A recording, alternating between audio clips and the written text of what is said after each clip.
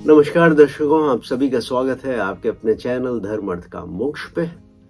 और मन से मानस की श्रृंखला में हम बात कर रहे हैं वीरों के वीर महावीर श्री हनुमान जी की।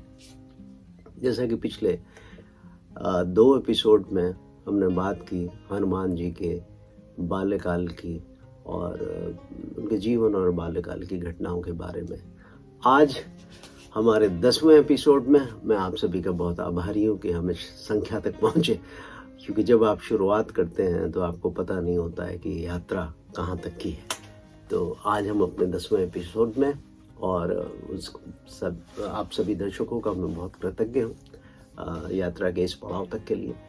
तो श्री हनुमान जी की इस यात्रा में हम जिस पड़ाव पे भी आ गए, इस पड़ाव में हम बात करने वाले हैं सुंदरकांड की। श्री गोस्वामी तुलसीदास जी द्वारा रचित श्री रामचरितमानस में 7 कांड है, और 7 कांडों में सबसे प्रभावी, सबसे सुंदर कांड है। नाम ही सुंदर कांड है उसका, तो उससे ज्यादा उसको क्या कहा जाए। और जहाँ तक मुझे याद है कि हम लोग छोटे थे तो यूपी में, लखनऊ में, जहाँ से हूँ मैं, वहाँ घर में कुछ भी कार्य होता था, अच्छा बड़ा मुंडन, मरचटना, शादी, ब्याह, तिलक, तो कुछ भी चीज़ सेलिब्रेट करने के लिए, कोई भी उत्सव मनाने के लिए हमारी पहली चॉइस होती थी कि हम अखंड रामायण का पाठ करें, और अगर वो नहीं हो पाता था तो कम से कम सुंदरकांड का पाठ जरूर कर लेते थे, क्योंकि अखंड कांड के लिए ज़्यादा समय चाहिए। तो हम बात कर रहे हैं पवन पुत्र हनुमान की। ये मेरा एक छोटा सा प्रयास है कि मैं बता सकूं अपने आराध्य के बारे में। और वैसे तो मेरा मानना है व्यक्तिगत रूप से कि मनुष्य के वश में नहीं है कि वो ईश्वर के बारे में बात कर सके। जब तक उसकी इच्छा नहीं होती, जब तक उसकी मंशा नहीं होती, आप उसके बारे में बात नहीं कर सकते। और वो खुद आपका चयन करता है अपने बारे में कहलवाने के लिए। हनुमान जी वैसे तो एक वानर रूप में जन्म लिया उन्होंने, मगर अगर आप उनके कृत्यों को देखें, उनके कार्यों को देखें, तो वो मनुष्यों में भी सिरमौर है। वो पूरी रामायण में सर्वोपरि पात्र बन जाते हैं, सिर्फ और सिर्फ अपने कृत्यों से। और हनुमान जी के, जैसे मैंने बताया कि जीवन के 3 हिस्से, उनका जन्म और उनकी बाल अवस्था, और उसके बाद उनका किष्किंधा में आना, और वहाँ उनकी सुग्रीव से भेंट, सुग्रीव से मित्रता, और तीसरा और सबसे महत्वपूर्ण पड़ाव उनके जीवन का, जहाँ से उनका असली जीवन शुरू होता है, वो है भगवान श्री राम से उनकी भेंट। और भगवान श्री राम की भेंट जब उनकी होती है तो किष्किंधा कांड में लिखते हैं बाबा तुलसीदास की, आगे चले बहुरी रघुराया, ऋष्य मुख पर्वत नियर आया। तो ये वो पर्वत है जिसके करीब आकर, जहाँ पे सुग्रीव अपने भाई बाली के भय से सब अपना राजकाज, क्योंकि उसका वो कब्जा कर लेता है।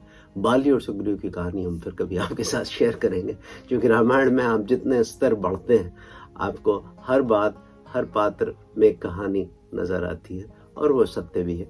तो बाली और सुग्रीव 2 आपस में सके भाई होते हैं, तो अपने बड़े भाई बाली के डर से सुग्रीव किष्किंधा में ऋष्यमुख पर्वत पे आके रहते हैं। तो वहां पे उनकी भगवान श्री राम से भेंट होती है। तो जब सुग्रीव, महाराज सुग्रीव राम और लक्ष्मण को आते हुए देखते हैं, तो वो उनको देख के बहुत भयभीत हो जाते हैं। और तुलसीदास जी लिखते हैं कि तहाँ रहा सचिव सहित सुग्रीवा, माने जहाँ पे ऋषमुख पर्वत पे, तहाँ रहा सचिव सहित सुग्रीवा, आवत देख अतुल बल सीवा। और तब सुग्रीव हनुमान जी से बोलते हैं कि आप ब्राह्मण वेश में जाइए और पता करके आइए कि कहीं ऐसा ना हो कि ये बाली के ही भेजे हुए हैं, क्योंकि सुग्रीव के उनके बारे में कोई ज्ञात नहीं है कि वो कौन है। और तो वो जाते हैं हनुमान जी ब्राह्मण वेश में, और भगवान राम और लक्ष्मण के आगे बोलते हैं कि को तुम श्यामल गात शरीर, श्यामल गौर शरीरा, क्षत्रिय रूप फिरऊं बन बीरा, और कठिन भूमि को मल पद गामी, कवन हेतु विचरहु वन स्वामी। और तो भगवान राम और लक्ष्मण को सवाल करते हैं, और फिर आगे पूछते हैं कि तुम 3 देव महु को, और नर नारायण की तुम दो। जब ये इतनी बातें पूछते हैं बाबा बजरंगबली श्री राम जी से तो श्री रामचंद्र जी उनका जवाब देते हैं कि कौशलेश दशरथ के जाए और पितु वचन मान बन आए, राम नाम लक्ष्मण दो भाई, संगनार सुकुमार सुहाई। कि हम दोनों, राम लक्ष्मण हमारा नाम है, हम अपनी पत्नी के साथ आए थे माता अपने पिताजी के वचनों को पालन करने के लिए। और फिर किस प्रकार से हनुमान जी उनके चरण छूते हैं, अपनी सारी बात करते हैं, अपने बारे में बताते हैं, सुग्रीव के बारे में बताते हैं। तो पूरा जो किष्किंधा कांड है वो इस बारे में कि सुग्रीव की पूरी कहानी है। सुग्रीव की कहानी फिनिश करके सुग्रीव को उनका राज्य वापस दिला के बाली से फिर बात आगे बढ़ती है। वचन ये होता है, सुग्रीव देता है कि उनकी सीता की खोज के बारे में वो पूरा अपना प्रयास करेगा, जो कि वो भूल जाता। तो खैर हम मूल रूप पे आते हैं, अपनी मूल कथा पे आते हैं, सुंदरकांड पे आते हैं। तो हनुमान जी का ये जो तीसरा बात है जीवन की, जहाँ पे सुंदरकांड आता है। तो सुंदरकांड के बारे में जब किष्किंधा कांड खत्म होता है, सुंदरकांड शुरू होता है। तो तुलसीदास जी किष्किंधा कांड के आखिरी दोहे में लिखते हैं कि कहीं रीछ पद सुनु हनुमाना, का चुप साध रहो बलवाना। अब ये पंक्ति आप बहुत ध्यान से सुनिएगा।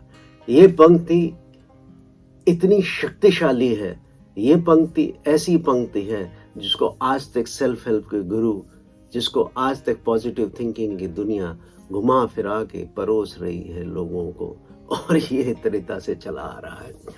तो बात ये होती है कि रीछपति माने जामवंत, वो हनुमान जी से कहते हैं कि का चुप साधे रहो बलवाना, कि इतने बलशाली हो तुम, इतने शक्तिशाली हो, चुप क्यों बैठे हो हनुमान। तो और उसके आगे वो कहते हैं ये है वचन जामवंत के हनुमान के लिए, और है क्या, ये मुझको, आपको, सारे समाज को जगाने के लिए, एक तरह से आपके अंदर सोई शक्ति का जागरण करते हैं।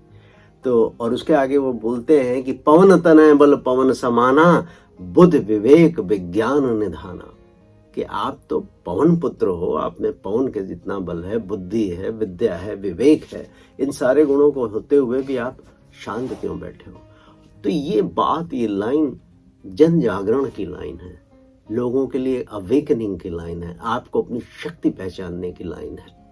और जब हनुमान उन बातों को सुनते हैं तो हनुमान के अंदर एक बहुत शक्ति का प्रचार होता है, और उस प्रचार के साथ ही उनको अपनी शक्तियों का याद आता है। याद है, मैंने आपको पीछे एपिसोड में कहा था कि हनुमान जी बचपन में अपनी शक्तियों का विस्मरण कर देते हैं। उनको ऋषि श्राप के द्वारा शक्तियां विस्मृत हो जाती हैं, और उनको बताया जाता है कि जिस दिन कोई आपको आपकी शक्तियों की याद दिलाएगा तो आपको याद। तो ये वही वक्त है, ये वही समय है जब भगवान बजरंगबली को जामवंत जी उनकी शक्तियों की याद दिला रहे हैं।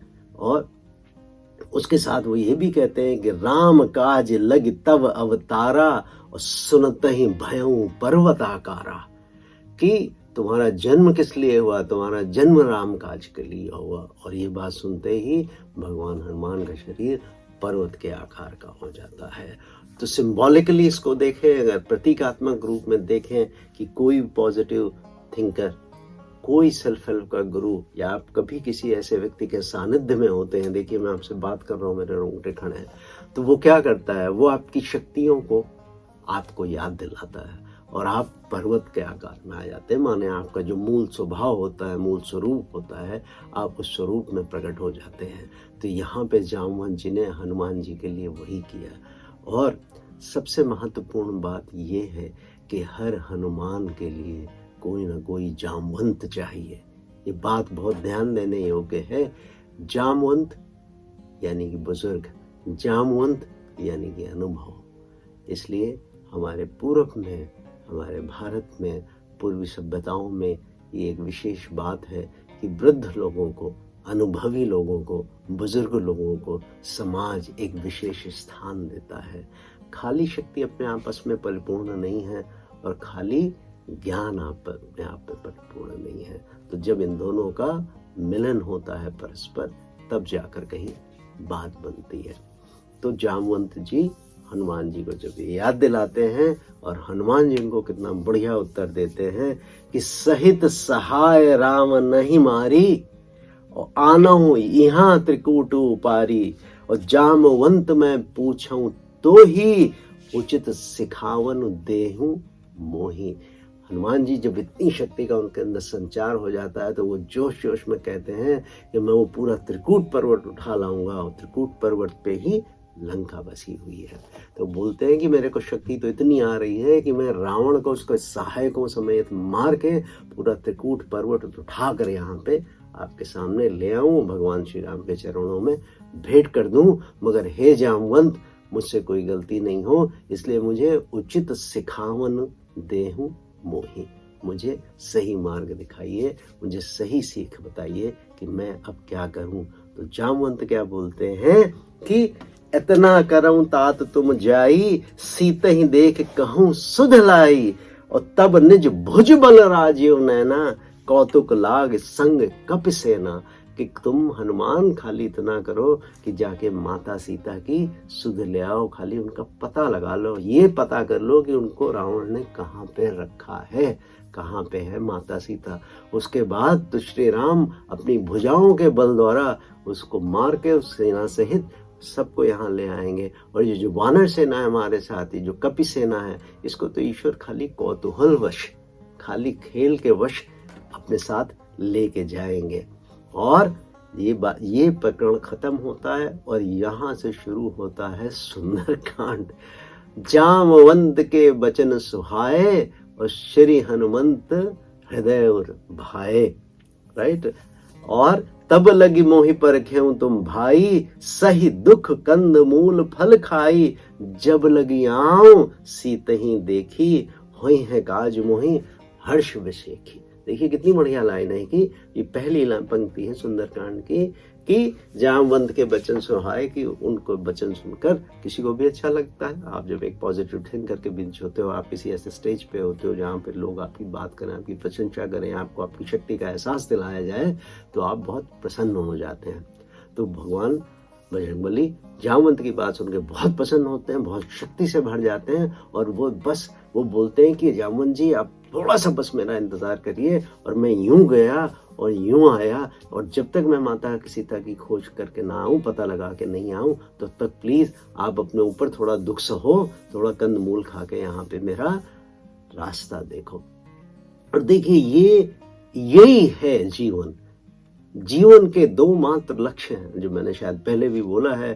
पहला लक्ष्य तो ये है कि आपका जीवन क्यों हुआ। अगर किसी व्यक्ति को उसका जीवन का लक्ष्य मिल जाए कि वो क्या करने के लिए पैदा हुआ, चाहे वो अमिताभ बच्चन हो तो एक्टिंग करते हैं, सचिन तेंदुलकर हो तो वो बैटिंग करते हैं, विराट कोहली हो वो क्रिकेट खेल रहे हैं, या आपका जो भी स्टीव जॉब्स, जो भी आपका, आप जिस किसी को भी अपना आदर्श मानते हो, वो व्यक्ति यही करता है। और जीवन में सबसे बड़ा लक्ष्य यही होता है कि आपको आपके मन के अनुरूप जिस चीज के लिए ईश्वर ने आपकी रचना की है, जिस विशेष कार्य के लिए आपको निर्मित किया गया है, अगर वो आपको पता लग जाए, मेरी समझ से ये सबसे बड़ी आदमी की उपलब्धि है कि उसको ये पता होना चाहिए कि वो क्या करने के लिए उसका जन्म हुआ। तो जिस क्षण हनुमान जी को ये पता लगता है कि वो राम की सेवा के लिए और सीता माता की खोज, और आप देखिए तो पूरी राम कथा का ये टर्निंग पॉइंट है, माता सीता की खोज।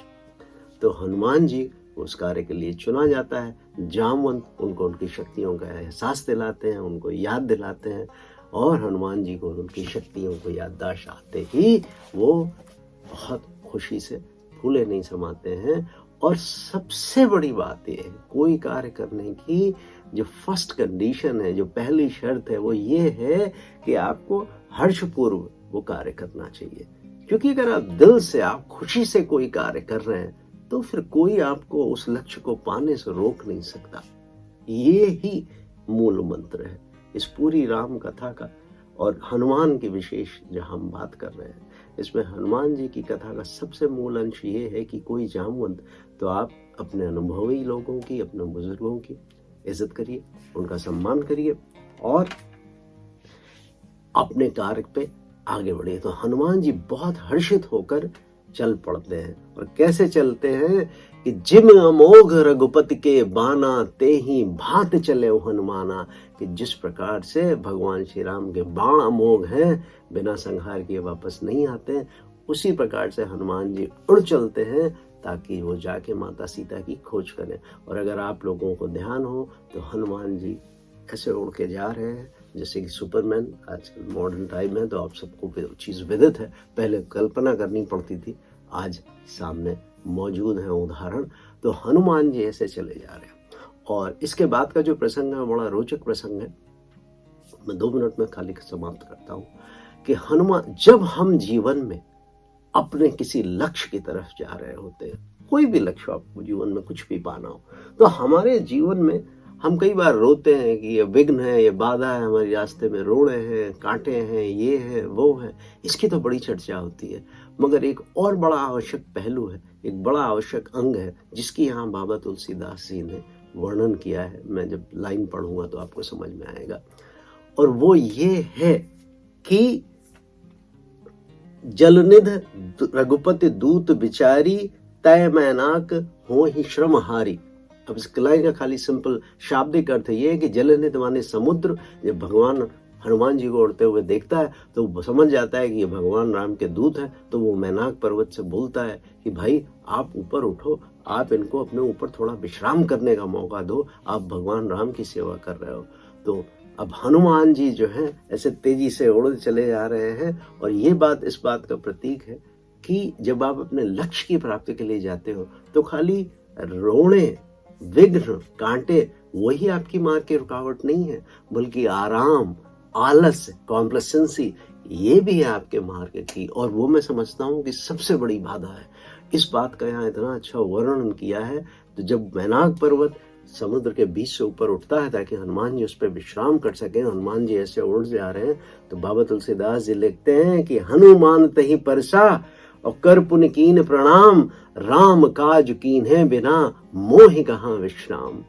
बहुत बहुत बलशाली लाइन है ये अपने आप में कि हनुमान जी बोलते हैं कि नहीं, आप मुझे विश्राम के लिए कह रहे हो, हे मैनाक पर्वत, मैं बहुत आपका धन्यवाद करता हूँ उस बात के लिए, मगर मेरे पास समय नहीं है, बिना राम काज किए बिना मैं विश्राम नहीं लूंगा। और ये बात इस पूरी कथा के आज के एपिसोड का सबसे बड़ा सीख है कि आप जब अपने लक्ष्य के लिए लग जाइए, तब तक आप नहीं रुकिए, तब तक आप आराम नहीं करिए जब तक आप अपने लक्ष्य की प्राप्ति नहीं कर ले। और यहीं पे मैं इस घटना को विश्राम देता हूं और आपके साथ मिलते हैं एक दूसरे एपिसोड में, जहां पे सुंदरकांड को हम आगे लेके जाएंगे, हनुमान द्वारा सीता जी की खोज को हम आगे लेके जाएंगे। और मैं समझता हूं आप सभी इस चीज को एंजॉय कर रहे हैं। आप अपनी राव से मुझे अवगत कराएं और शीघ्र ही आपसे फिर मुलाकात होती है। तब तक के लिए नमस्कार।